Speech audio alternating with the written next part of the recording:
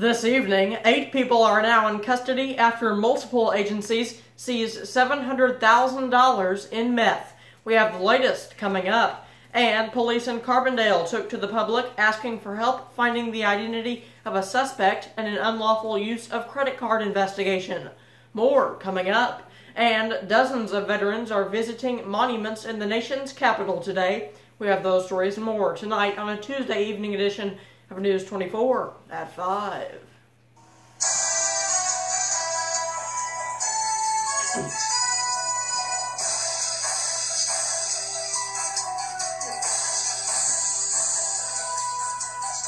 And good evening. Thanks for joining us. We have a lot of news to get to, but we begin with late-breaking news in Cairo, where 8 people are now in custody after multiple agencies seized $700,000 worth of meth. Numerous local, state, and federal agencies teamed up to investigate the drug activity. 8 individuals, Joshua Fox, Zachary Lawson, Sherry Lester, Justin K. McLean, Eric Cooper, Sean Tarver, Roberto Alderte, and Ulis Sanchez were investigated and charged in state and federal courts in Kentucky and Southern Illinois as part of the combined investigation. The first arrests were made in Graves County, Kentucky on September 20th. There, officers seized crystal meth, cash, and guns. The next day, officers seized a package filled with meth sent by one of the suspects to a home in Tennessee. A separate investigation uncovered drug activity involving suspects in Kentucky, Tennessee, Illinois, and California involving meth and marijuana sales. The Drug Enforcement Agency executed search warrants at multiple homes and businesses in Cairo on October 12th. There was a murder at one of those businesses on September 1st. During those raids, agents seized more drugs, cash, and guns. On October 14th, officers arrested 2 California men who were in Kentucky to sell drugs and collect cash from other drug sales. One of those men, Roberto Alderte, is believed to be connected to hundreds of pounds of meth and marijuana sales in the region between December of 2017 and October of 2018. Overall, in the past month, agencies arrested 8 people and seized more than 17 pounds of meth. They also took in $50,000 in cash believed to be from illegal drug sales. Police in Carbondale took to the public asking to identify this woman who is suspected in an unlawful use of credit card investigation. According to police, the investigation involves several businesses in the 1200 block of East Main Street. On October 4th, the victim used the credit card of the victim for merchandise. The suspect used the credit card of the victim for merchandise. The vehicle is black in color with a light brown interior, tinted windows, a sunroof, and no license plate. Police said anyone with information about the incident is encouraged to contact the police department at 618-457-3200. Dozens of veterans are visiting monuments in the nation's capital today.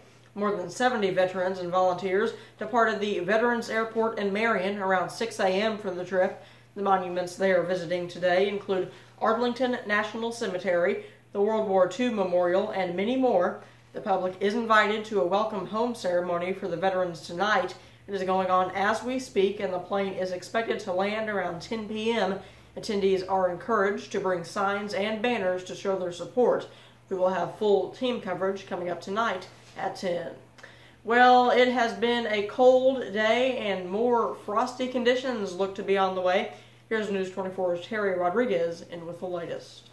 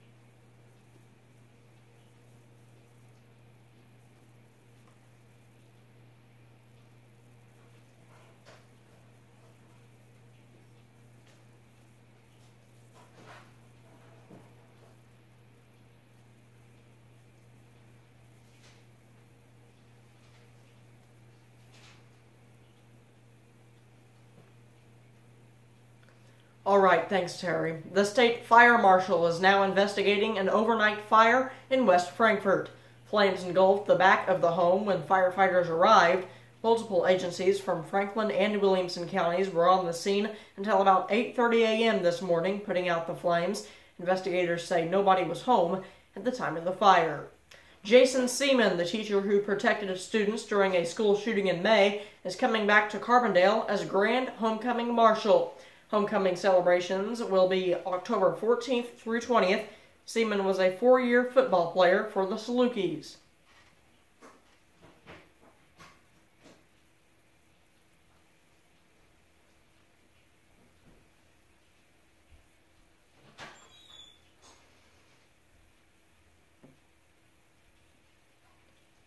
He was in his 4th year as a 7th grade science teacher in Indiana in May when a student entered his classroom and began firing.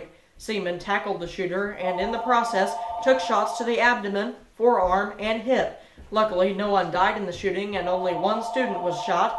Ella Whistler was seriously injured.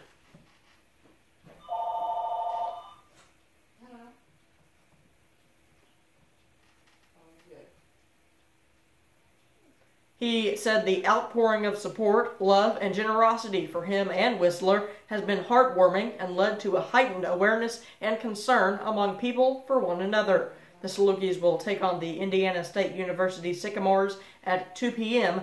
on Saturday, October 20th.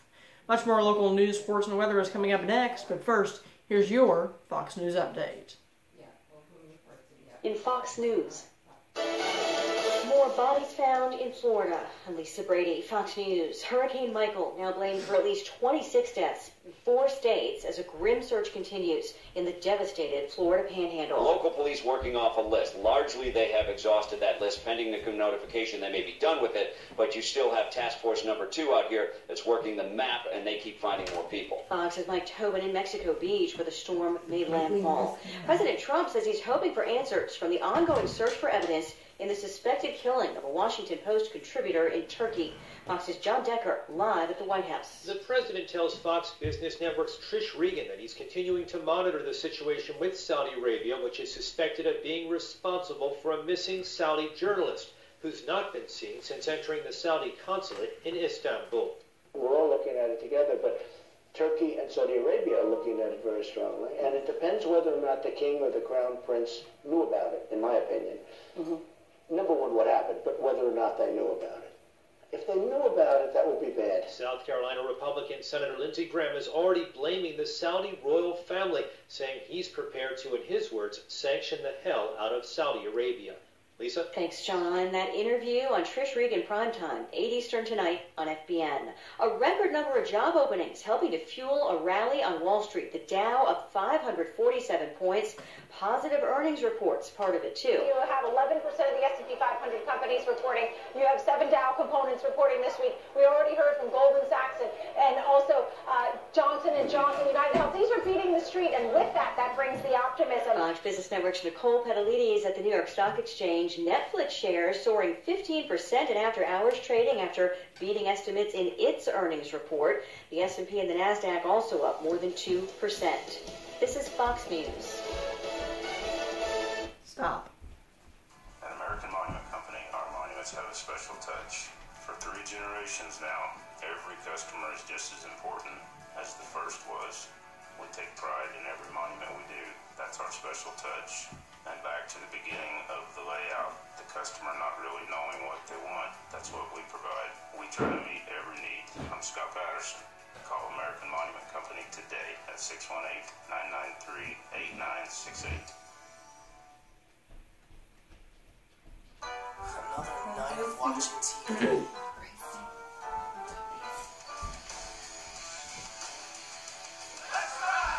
Outlaw Motorsports has the largest inventory in the area. Their friendly staff is always ready to answer your questions. Outlaw Motorsports, we put the fun back into your family. Outlaw Motorsports, Harrisburg, Illinois. We don't have what you need. We have what you want. Early voting is easy, and you can do it today. When you vote early, you can choose the day and the time that fits your schedule. It's urgent that we stand up for our values. There's no better time to make your voice heard than today. Go to www.iwillvote.com to look up your polling place now.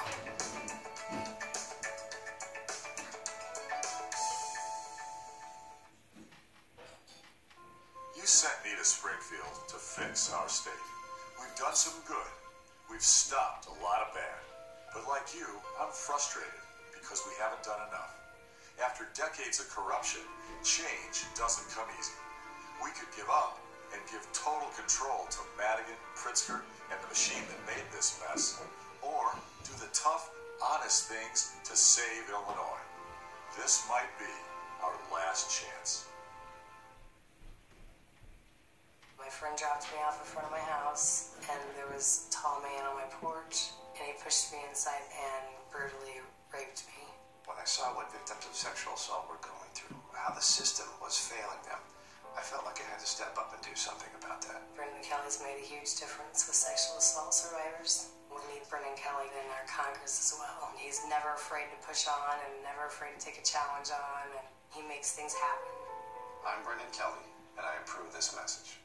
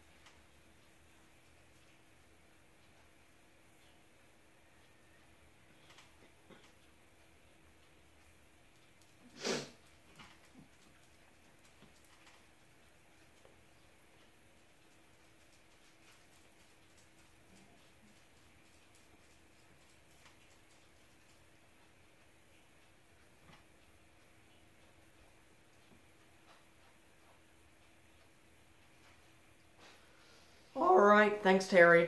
In an effort to save money and keep underground pipes in good condition, Heron will be pumping smoke into sewer pipes. The process helps crews find breaks or defects in the pipes and schedule repairs. Crews will begin the smoke testing tomorrow, and the city is making sure residents know not to be alarmed.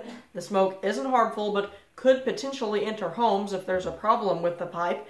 That could alert homeowners of potential dangers, such as uncapped sewage lines. A crew will use a device to inject smoke into sewer manholes, then watch to see if smoke escapes through the ground or through storm drains.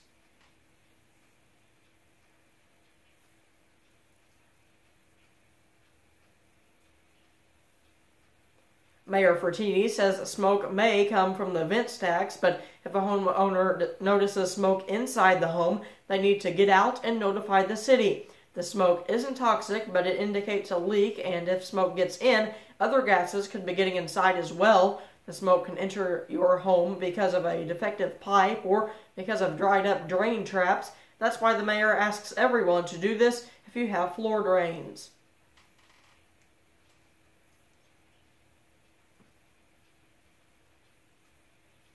Frattini says another goal of the testing is to keep stormwater out of sewer lines and save money at the wastewater treatment facility. He adds that's an additional cost to the city. The smoke test will also notify crews of illegal taps on the sanitary system.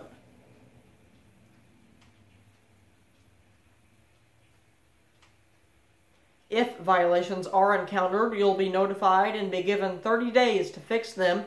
Again, testing begins tomorrow and is expected to take 3 to 5 days to complete. For a list of neighborhoods that will be smoke tested, visit our website, www.news24si.com. News 24 has now created a list of local trick-or-treating times. You can also view that on our website, but at a different link. That is www.news24si.com/Oktoberfest or news24si.com/trick-or-treat.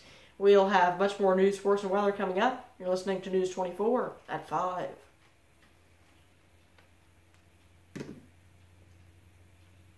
This is Carter from Vogler Ford. We know that when you shop for a pre-owned car, you want it to be everything you expect it to be. That's why we use AutoCheck. AutoCheck provides a thorough report on a vehicle's history, from accident reports to title or odometer issues and even maintenance reports. It's the most complete report you can get when you're looking at a pre-owned vehicle. Browse our website. You can see the AutoCheck score, which tells you how that vehicle compares to others like it. We don't have anything to hide. That's why we always say you got to get to Vogler in Carbondale.